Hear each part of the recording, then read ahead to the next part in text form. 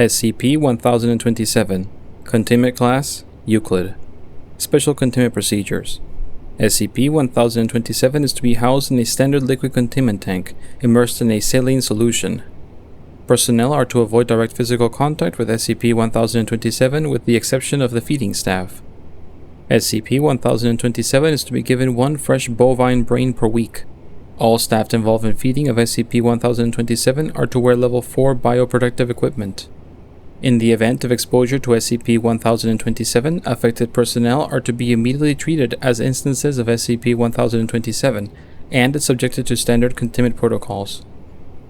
Description: SCP-1027 closely resembles the central nervous system of a human, Homo sapiens, that has adapted to life outside the human body.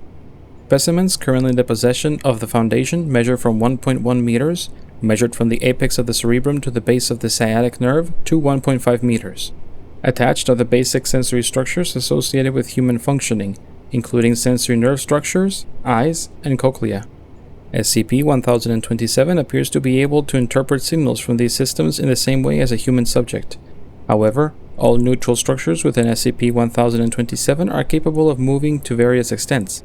This movement is most noticeable while SCP-1027 is immersed in a liquid medium. Neural composition in SCP-1027 appears to be similar to that of a human, with the exception of the neuroglia. The myelin sheathing covering the cells of SCP-1027 is approximately 300% the thickness of that found in healthy human adults. In addition to this, glial coatings on neurons of SCP-1027 have been found to extend the full length of the cells and are apparently permeable to neurotransmitter compounds. As a result, SCP-1027 is capable of supporting itself outside the environment of the living body, although it is most comfortable in a somewhat saline water solution.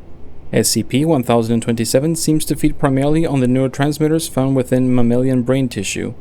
Consumption takes place by a process similar to osmosis, in which the neuroglia of SCP-1027 extract and absorb certain compounds. The exact process through which this is accomplished is unknown. Regular feedings render SCP-1027 much more docile, rendering the risk of exposure.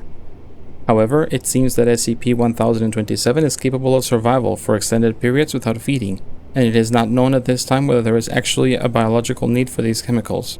When presented with live prey, SCP-1027 will apparently merge with its nervous system, draining neurotransmitter agents over time, leading ultimately to death.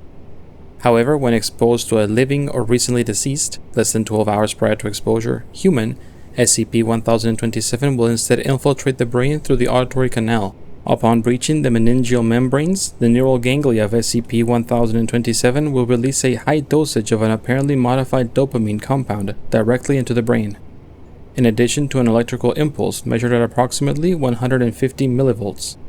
This combination has been shown to initiate basic brain activity in 90% of cases. The nervous system of the subject will begin to modify itself into a new instance of SCP-1027. The neuroglia thicken, and the entire central nervous system detaches from the host body by accelerated decomposition. To date, no specimen of SCP-1027 has been shown to possess any memories prior to becoming detached, and have a functional intelligence level equivalent to that of a lower primate.